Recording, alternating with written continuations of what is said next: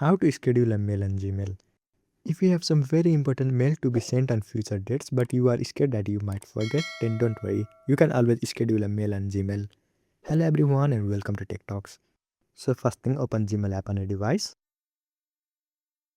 and then make the mail ready that you want to send. So tap on compose and type in the email address of the person whom you want to send the mail. Write the subject and whole mail.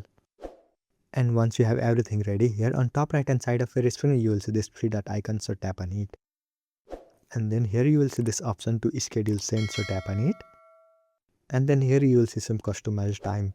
If you are happy with any of these dates and times, simply tap on it, or else tap on pick up date and time.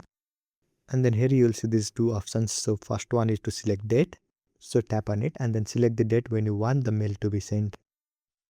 And then second is time, so simply tap on it and then select the time when you want the mail to be sent. And once you select the date and time, tap on schedule send. So this is all you need to do to schedule mail on Gmail. I hope you found this video helpful. Thank you for watching. Follow us for more helpful tutorials. Subscribe.